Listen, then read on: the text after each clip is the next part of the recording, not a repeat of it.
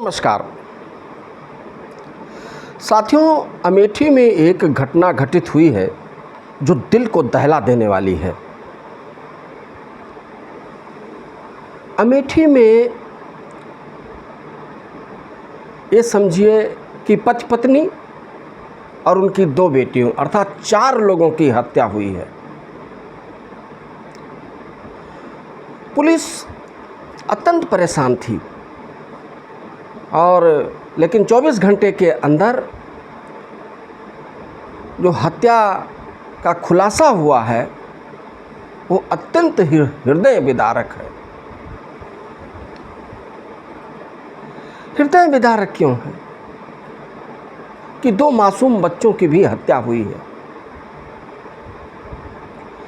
घटना का संज्ञान जैसे लोगों के सामने आया, पूरे प्रदेश में हड़कंप मच गया। बात ही कुछ ऐसी थी। दूसरा, जब पुलिस वहां पर पहुंची और दरवाजे पर देखा तो कोई जोर ज़बरदस्ती की एंट्री नहीं पाई गई थी। यानी दरवाजे का अगला हिस्सा कोई ना टूट था ना पाट था, ना कोई ताले तोड़े गए थे और मतलब ऐसा लग रहा था कि बड़े आराम से किसी परिचित ने जो है घर में एंट्री की है और अंदर जा कर के और पति पत्नी और उनके 2 बच्चों की हत्या कर दी है। साथियों, पुलिस के तफ्तीश में जब मामला खुलकर सामने आया तो इतना बीभत्स हत्या हुई है जिनको शब्दों में बयान नहीं किया जा सकता है।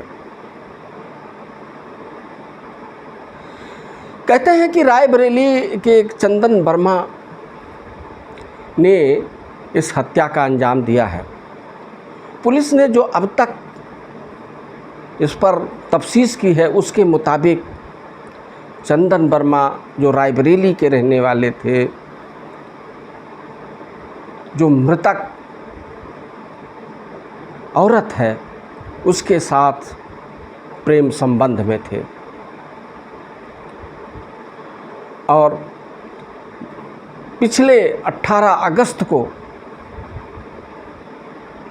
महिला ने चंदन वर्मा के खिलाफ रायबरेली के किसी थाने में एक रिपोर्ट लिखाई थी कि चंदन वर्मा उसके साथ छेड़खानी कर रहे हैं और वो जब अस्पताल गई हुई थी तो लौटते समय उनके साथ छेड़खानी की और उनके पति की भी पिटाई की और आगे भी अंजाम भुगत लेने की धमकी दी। ये तो है घटना का संक्षिप्त विवरण। ठीक है, मैं मान सकता हूँ कि शादी के पूर्व महिला का चंदन वर्मा से संबंध रहा हो, लेकिन जब उसकी शादी हो गई, अब वो इस संबंध को आगे नहीं ले जाना चाहती थी, तो ऐसी सनक क्या?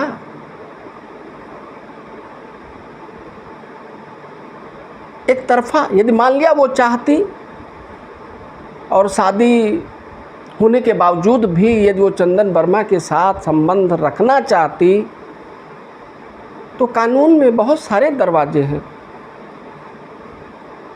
वो अपने पति को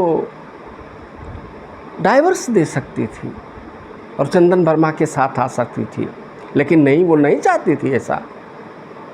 तभी तो उसने मामले को रायबरेली पुलिस के सुपुर्द किया, FIR दर्ज कराया, लेकिन पुलिस ने बुला करके सिर्फ सुलह लगवाया।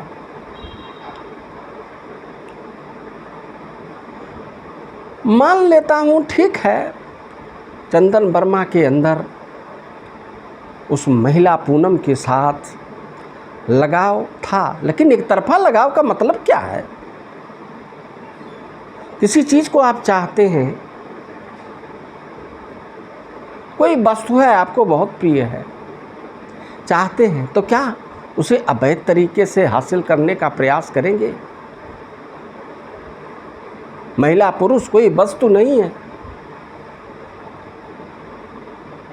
दोनों की सहमति की आवश्यकता है। यदि महिला सहमत नहीं थी तो उन्हें उनका रास्ता छोड़ देना चाहिए था, लेकिन नहीं छोड़ा उन्होंने और उसने हत्या कर दी। कैसा प्रेम है ये? प्रेम है? कहते हैं अवैध प्रेम था। अवैध प्रेम था भी तो जब उसकी शादी हो गई तो उसके रास्ते को उसे छोड़ देना चाहिए था, लेकिन उसने नहीं किया। यदि लगाव भी था तो ये कैसा लगाव था? जिससे लगाव था, आपको मान लिया कि आरोपी उससे प्रेम ही करता था, तो ये कैसा कृत्य है कि जिससे प्रेम था उसी की हत्या कर दी, उसको ससम्मान जीने देता। साथियों, पता नहीं किस सनक के और किस मस्तिष्क और किस विचारधारा के लोग हैं। कहते हैं ना, कवि ने कहा कि त्याग बिना निष्प्राण प्रेम है। जिससे आप प्रेम करते हैं उसको नुकसान पहुंचाएंगे, उसका कल्याण चाहेंगे या उसके साथ हिंसा करेंगे? मेरे तो समझ से बाहर है कि ऐसा भी प्रेम है कि जिससे हम प्रेम करते हैं उसी को नुकसान पहुंचाने का प्रयास करते हैं। ये तो नुकसान नहीं, उसको इस संसार से रुखसत कर देना हुआ।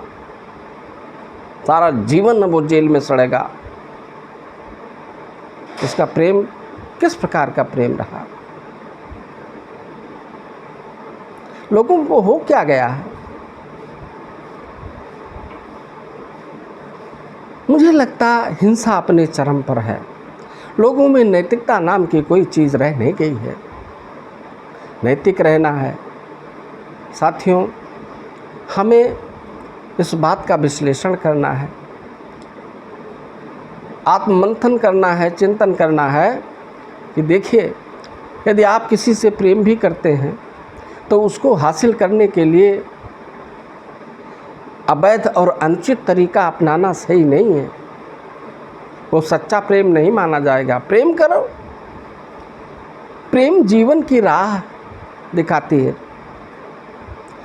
प्रेम जीवन को एक नया रास्ता दिखाता है। प्रेम सम्मान पैदा करता है। प्रेम किसी प्रकार के नफ़रत को जन्म नहीं देता है। साथियों, इस घटना पर मेरा यही कहना है और ईश्वर करे कि ऐसी दुर्घटना या घटना दोबारा ना हो और आरोपी को सख्त से सख्त सज़ा मिले ताकि कोई दूसरा व्यक्ति इस प्रकार का दुस्साहस न कर सके। इसी के साथ और एक अपील के साथ कि मेरा चैनल नया है, इसे लाइक करें, कमेंट करें, शेयर करें और सब्सक्राइब करें के साथ मैं अपने वाणी को विराम देता हूँ। नमस्कार साथियों।